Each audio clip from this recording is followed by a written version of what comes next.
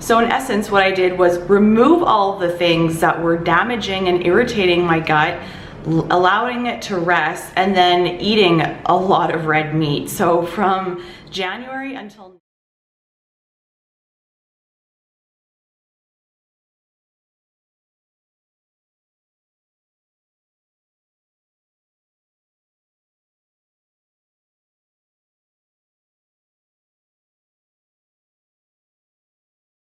Hey everyone, I hope you're doing well.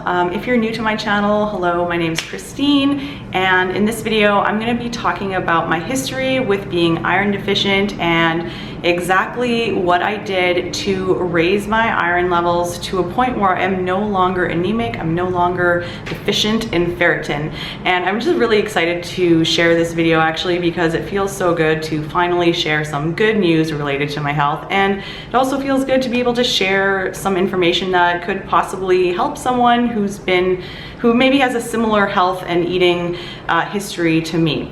So with that being said, let's get started. One other thing, there may be a lot of information in this video which might get confusing. So what I'm going to do is I'm going to put like a concise summary of exactly what I did in the description box below, so feel free to check out the description box for like a little concise summary of the information in this video. So before we get started on talking about my last two tests, I just want to quickly go over the scale of how ferritin is measured. Okay, so this is just a screenshot of the legend from my most recent ferritin test. And as you can see here, anything below 15 is diagnostic of an iron deficiency. Anything between 15 and 30 is a probable iron deficiency. Anything above 30 is iron deficiency unlikely, and anything over 100 is normal iron stores. So with that out of the way, I'm now going to explain how I went from a ferritin score of 21, which is classified as probable iron deficiency, and this was back in 2019, just a year ago, to my most recent blood test just a few weeks ago, which was 104, which is classified as normal iron stores. All right, so just to give you some context here, I'm going to talk briefly about my digestive health history. So this is your TMI warning right here. So I've had IBS pretty severely my entire life. I've always had issues with my stomach. I'm kind of just like a nervous person, so a lot of my emotions kind of get stuck in my stomach, I think. And for most of my early adult life, I really struggled with constipation. I would go several days without going to the bathroom. I had a lot of cramps, a lot of bloating, and yeah, just really sluggish digestion. And in 2013, I did a 5-year stint. So from 2013 to 2018, I was vegan for 5 years. And at the beginning, I was like, hallelujah, this is amazing because my constipation went away. But slowly, it progressed into chronic diarrhea. And at the end of my 5-year stint in veganism, I had a very severe health crash.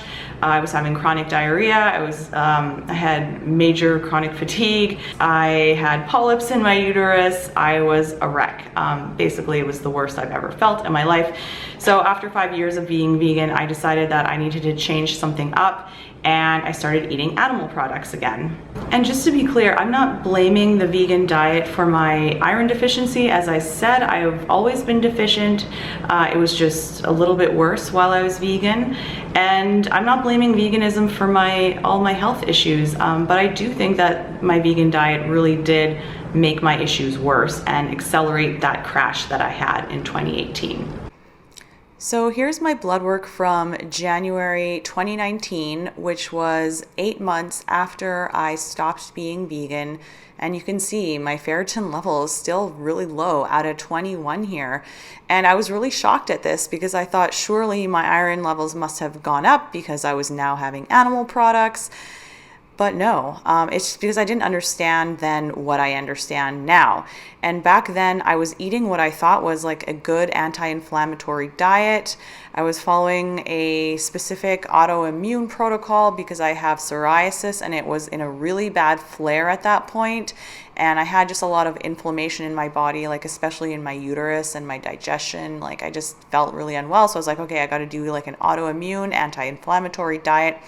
So I was eating a lot of fruits, vegetables. I was eating eggs, chicken, fish, and just a little bit of red meat. I was still a little bit scared of eating red meat because of all the indoctrination that I had received prior to that. But I was also eating nuts and seeds still. At that point, I had cut out grains and starches and beans and legumes because they cause a digestive nightmare for me. Well, not really the grains and the starches so much, but the beans really did. And this was, again, like a diet that I was following to try and heal my psoriasis. And here are my blood test results from just a few weeks ago, which show that my ferritin levels are now 104, which are normal, healthy iron stores. So what did I do in the last year that allowed my ferritin to actually rise to a healthy level? Well, I finally cut out, for the most part, nuts, coffee, and chocolate, in addition to all the other things that I had already cut out, such as grains, starches, and gluten. And I really have to credit Mike Heal Your Gut Guy, and I'll link his YouTube channel below, for really helping me understand how irritating nuts, seeds, chocolate, and coffee are for the digestive system. And prior to starting Mike Heal Your Gut Guy's protocol, I was eating a lot of dark chocolate, like maybe half of a large bar every day, and I was just eating a lot of nuts. You know, peanut butter, I love peanuts. Well, I know those are a legume, but just nuts and peanuts and a lot of that kind of stuff. And what Mike Heal Your Gut Guy's protocol helped me understand is, in order to heal the gut, you have to stop injuring it, and you have to stop consuming foods that are irritating for the gut to allow it to heal. And then you can also add in things like herbal antimicrobials to balance out the gut biome a little bit, and some spore-based probiotics. So in essence, what I did was remove all of the things that were damaging and irritating my gut, allowing it to rest, and then eating a lot of red meat. So from January until now, I've been eating a ton of red meat pretty much every day, sometimes twice a day. The other thing about like chocolate, nuts, seeds, and grains is not only do they irritate the digestive tract if you're sensitive. You know, some people aren't sensitive to it, and you know, just ignore this video if you're fine. You know, you don't need to cut any of this stuff out. But if you have digestive issues, cutting out these things will help, because not only are they not irritating your digestive system anymore, these things like nuts, especially grains, they have phytic acid, which in theory do bind to minerals and make it harder for your body to absorb the minerals that you actually need. I know I should have mentioned this at the beginning of the video, but this is not health advice. I'm not telling you to do what I did. I'm simply sharing what I did and letting you make your own decisions. I'm not a doctor, I'm not a dietitian, I'm not a nutritionist, and I'm not giving you advice. I'm just sharing what worked for me, and that's my little disclaimer. So just to recap, the reason why I think that my iron levels were still so low in 2019, you know, 8 months after leaving veganism, was because I still was eating foods that were irritating my stomach, so my digestive system was still inflamed, and I wasn't eating enough red meat. But once I removed the chocolate and the nuts, then my gut was able to heal and absorb the iron and the other minerals from all of the red meat that I was eating.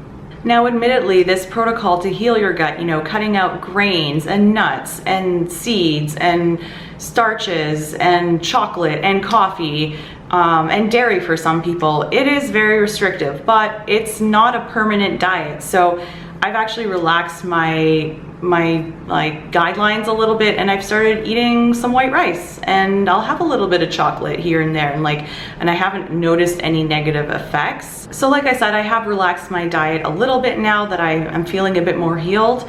But the main staples of my diet, I basically eat like a bear. I'm like an omnivore bear that eats a lot of like fruit and fish and red meat, all types of animal products really, and honey. So yeah, I'm just sitting here eating my honey, my fruit, my meat, and certain vegetables. I'm gonna put a more detailed list in the description box, and a lot of like collagen, gelatin kind of containing foods. All right, I think that's pretty much it for this video. I'm just so happy that I'm no longer iron deficient. It just feels amazing to make progress. And I hope that this video reaches someone who benefits from this information. If you have digestive issues and low iron, I would really recommend focusing on healing your digestive system. Check out Mike Heal Your Gut Guy's channel. And if you want to do a iron test, but don't want to go into your doctor, I have a discount code for a company called Let's Get Checked, and they can mail you a test, and then you just send it back, and you don't even have to go anywhere to get your iron levels checked. So check them out. There's a discount code in the description box. And the next video that I post is going to be a personal and channel update. I've got some changes, some news, so stay tuned for that if you're interested. But otherwise, I hope you have a great day, and I wish you all the best of health. All right, take care.